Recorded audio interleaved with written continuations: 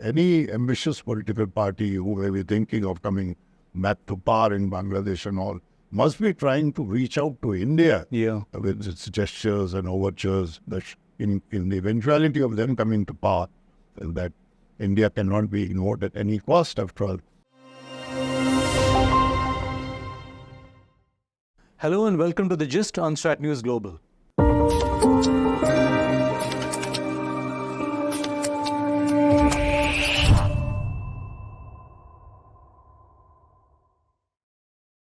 Good evening, I am Surya Gangadharan. Welcome to another edition of The Gist.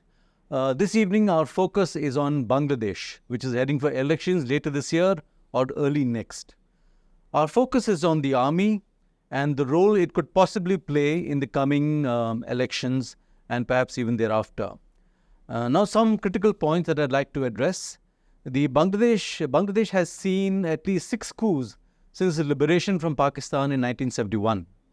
15 of the first 20 years of its life as a liberated country were under military regimes.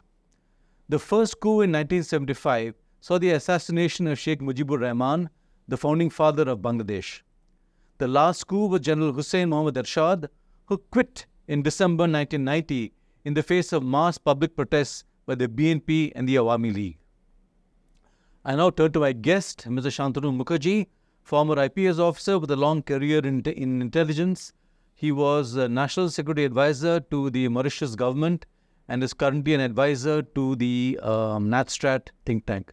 Sir, glad to have you. Thank you very much for having me.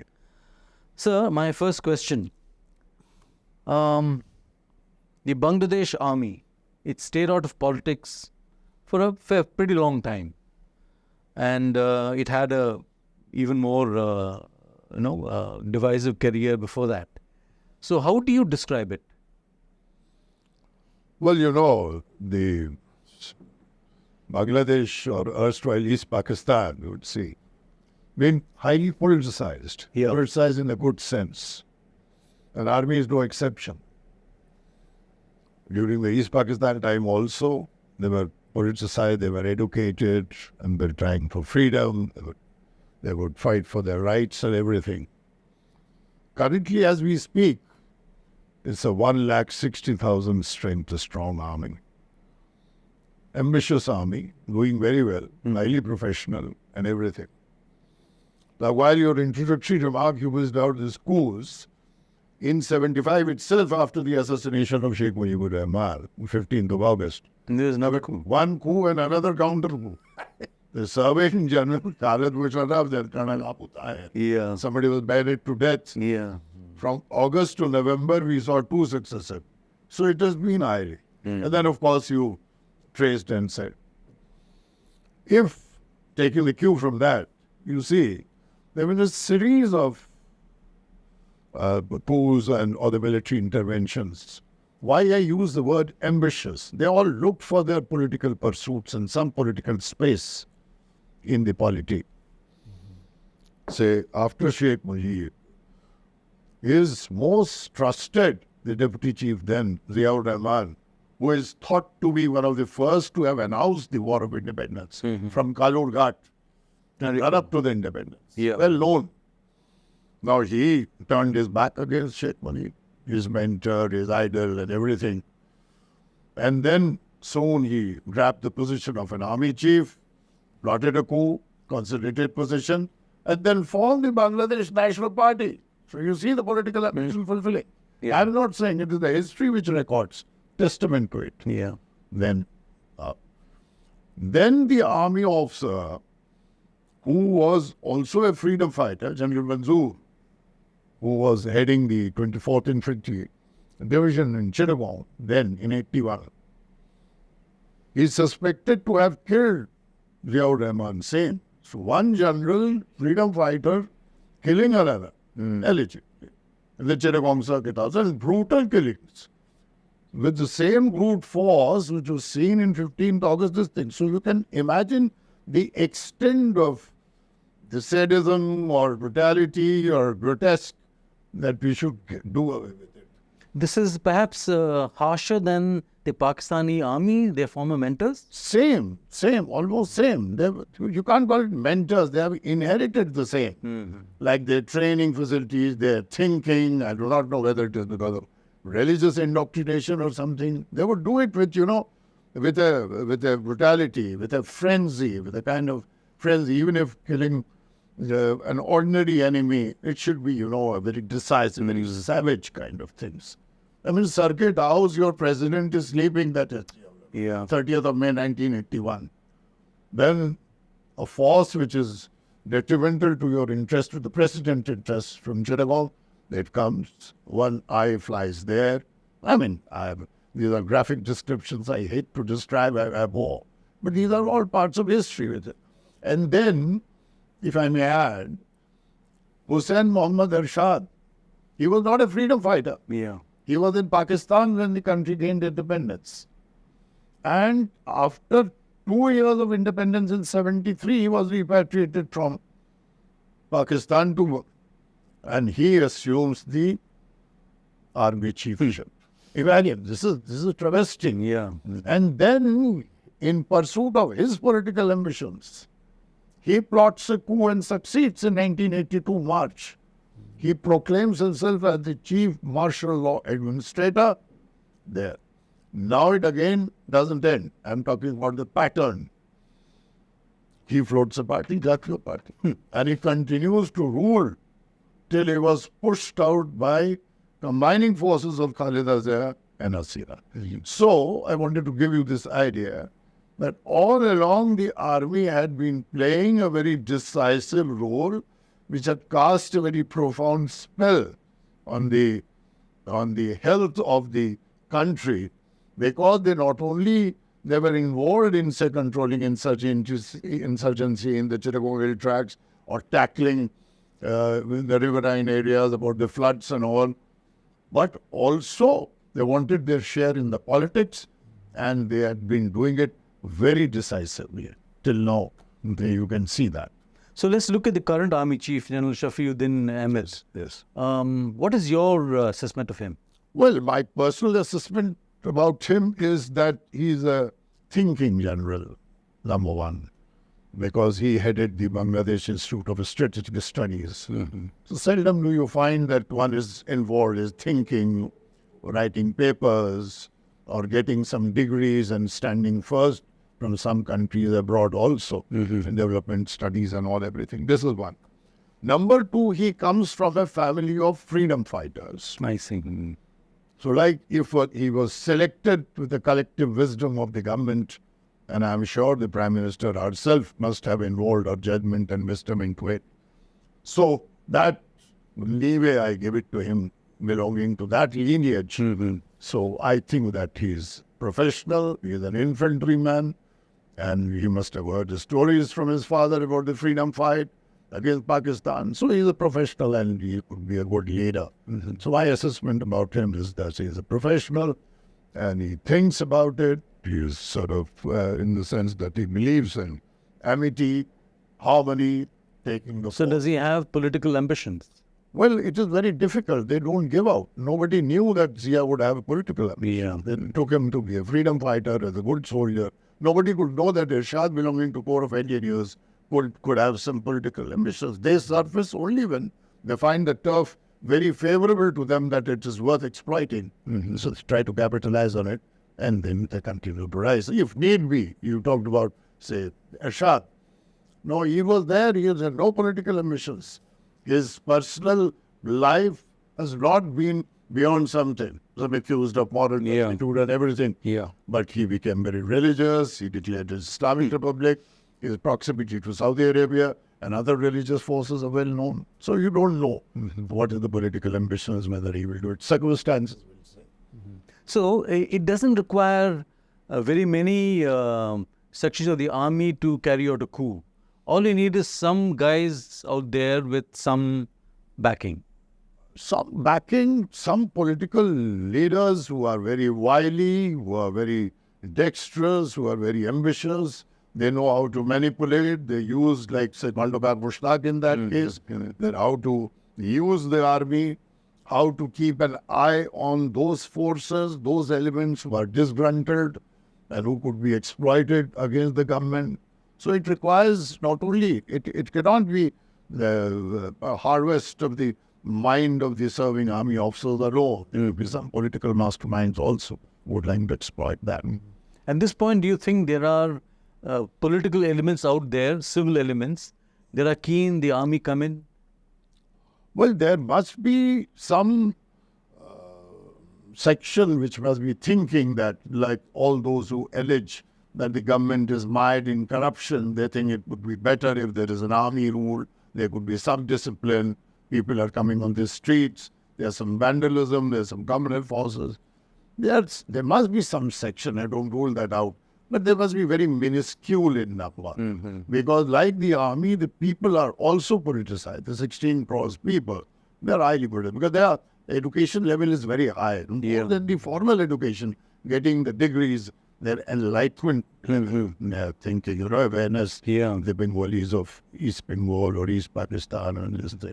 They're highly intellectual type. That is why Pakistanis are targeted in run-up to the freedom struggle. They're killing the intellectuals, the genocide and everything. So you think in the army chain of command, how united is the army, say, on Sheikh Hasina or BNP? We really can't say very much, can we? Well, we do not know, and it is very difficult to find out what is the thinking, because unless something happens, for example, I give you an example.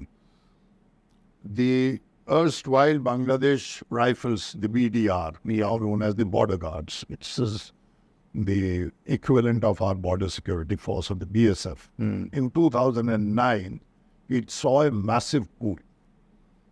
And its Director General, who was serving Lieutenant General of the Army, was killed, a Ghana welfare-oriented officer, he was killed.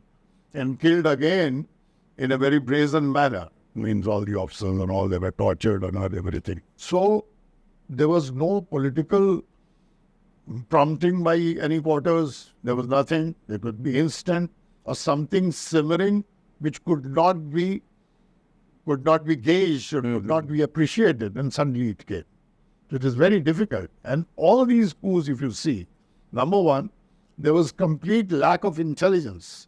You do not find any, despite that they have inherited Pakistan's ISI, aggressive system of surveillance, snooping and everything. And these days technology is so advanced. But there's still things happening, continue to happen. And nobody learned from anything. So I do not know what is the extent of intelligence they have, whether they're keeping or there's some counter-intelligence unit. But does their intelligence apparatus solely driven by the military, or is there a civil? Well, there is a civil intelligence arm also, which is known as the NSI, or the National Security and Intelligence.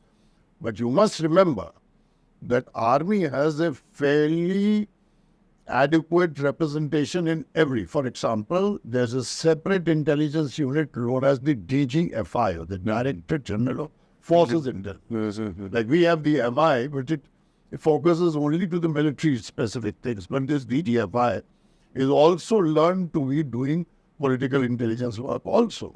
Military is there. Then there is RAM, the Rapid Action Battalion. It's a very highly professional and effective force which contains law and order, anti-terror operations and everything. It is fully army. The Bangladesh Rifles, as I told you, the border guards today, is all army, serving officers on deputation or whatever. So army, as far as unity is concerned, it is one silver lining, I would say, the army, which may have helped to reduce the dissent, if any. In BDR, the analysis said that there was high level of disappointment, dissent, uprising. There was not equitable distribution of this thing to the other ranks and all this and that. That the government, several years ago, had started dispatching army columns to the United Nations. There was a good representation of the army. So that sort of things is, they were happy to go there on assignments and then United Nations missions, good money, good many money, remittances also. And so they were very happy. And let me also tell you, they did a good job.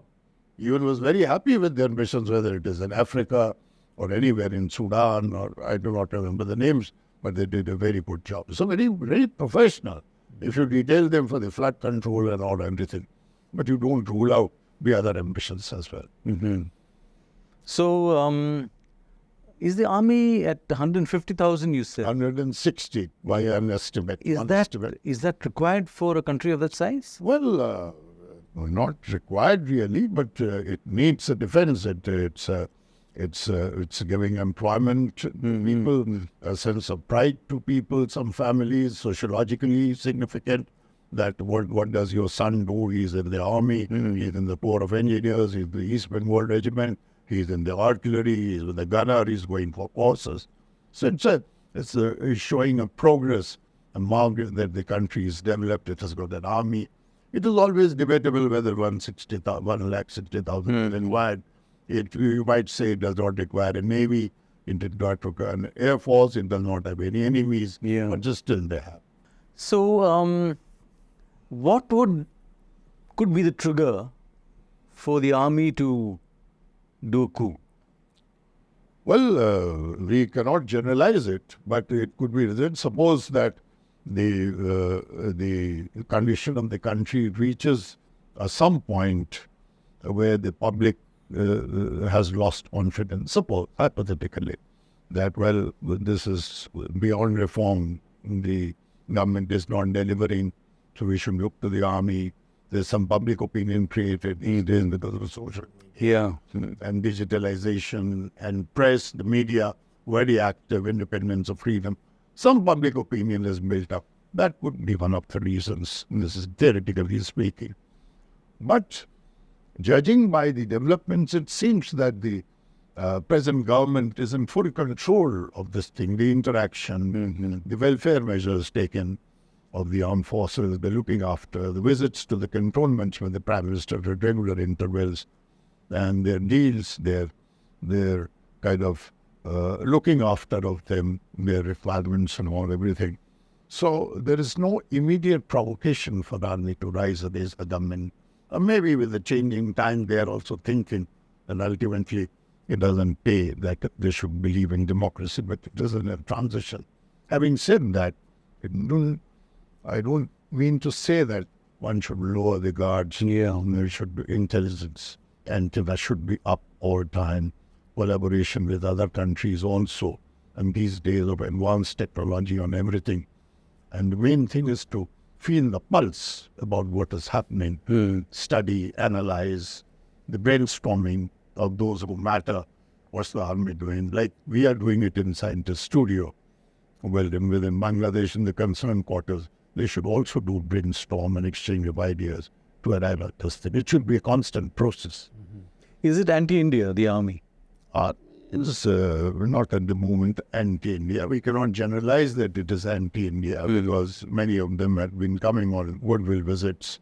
And I think they look to India with a kind of sense of I would say, that it's a huge army, say 13 lakhs strong army doing well, the Republic Day parades, and so it is the kind of thing.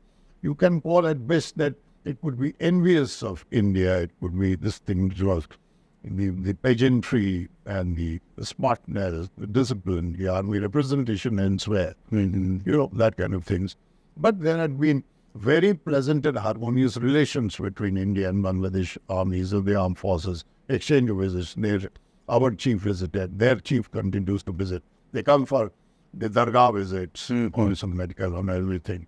So it is there. So we can't say that it is anti-Indian, certainly not. You think we'd be able to sense that a coup is in progress or being planned or being... Well, it is up to the intelligence machinery if it is on priority, keeping an eye on, not necessarily inside the cantonment, generally reading the situation. We know that in Sheikh Mujib's time now, later the information came that, and that time our intelligence was not so advanced in terms of equipment, etc. But they had the whiff of it. So it's as far as capability is concerned with the intelligence, Indian intelligence, yet it should get the whiff But the problem, I wouldn't say problem, but the priority should be that there should be constant vigil to see what is happening there, not leave it to chances. We can't intervene in the event something happens. You think we'll intervene? No, that depends on the situation. It warrants intervention and all. But these days, a sovereign country, if something is happening, it's an internal thing. No country intervenes. You see the Russian intervening when they go in the Myanmar, so many things happen. Nobody intervened in Sri Lanka. Nobody intervened. The things continue to happen. On Maldives, there's no. In the 80s, Operation Cactus on IPK, that's a different thing. It's all over now. There's no interval. So I don't think anybody will respecting the sovereignty of that country. We might guide, we might hold hands, we might give good counseling, advice, diplomacy. But do you think a military regime in power over there would have a set of priorities that would kind of inevitably put it against India? I don't think so. If, for example, the inimical quarters, the hostile quarters, means the quarters or the elements or the lobbies which are anti-India, they facilitate plotting of a coup, then certainly they will try to inject something which would be anti-India. But that is not on the anvil, and it is not seen to be happening now. It's not that. So the constant watch, that what is happening, who plotted the coup, they need to be identified quickly. Then measures taken to neutralize it. That's the... So from what you're telling me, this idea of civil supremacy of the military is something which is still, in a nebulous measure in Bangladesh. Yes, definitely. Why is that so? That's the character of the country that has always been happening. But the question is that it's a rapidly changing scenario also. So we have to continue to adapt ourselves. Like there are certain things which is not known, despite the best of collection of hard intelligence through human sources or through technological sources. You don't know something may turn. Now yesterday I told you that a war criminal who was in the prison, he died of heart attack. He was 83. Suddenly it became a law and order problem in run up to the elections. So nobody thought that he would die and it would lead to 6 persons got injured. One died. He was 60 plus in Chittagong. There were large battles. The body of the dead leader would not be lifted easily. There were problems. So these are something which we should try to minimize the possibilities as much as possible. And hard intelligence does not help. That kind of situation, if it comes, it's very difficult. So last question, stepping back from the army, we have good relations with Sheikh Hasina's Awami League. Definitely. What about outreach to the BNP? Are we doing anything on that front? Well, I'm not privy that what is being done, whether there are overtures to BNP or anything. I'm not aware of it. But the question is this, that it's certainly any ambitious political party who may be thinking of coming back to power in Bangladesh and all, must be trying to reach out to India with its gestures and overtures that in the eventuality of them coming to power, that India cannot be ignored at any cost. After all, BNP had been in power earlier in 2001 to 6, and from 91 to 96, they were in power, and they tried to keep a good relation, though from the security point of view, they were disastrous. Absolutely. They did not look after our security. They added problems to us, sheltering the insurgents and everything to BNP, certainly not.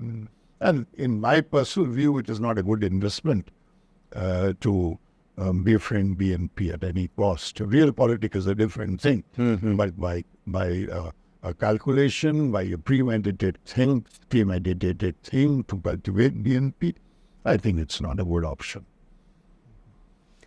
Shantanu Mukherjee, great talking to you. Great insight. Thank you very much. Pleasure talking. And looking forward to the elections. Well, let's see. We'll probably continue this conversation as we go forward. Sure. Pleasure. Thank you very much. Thank you.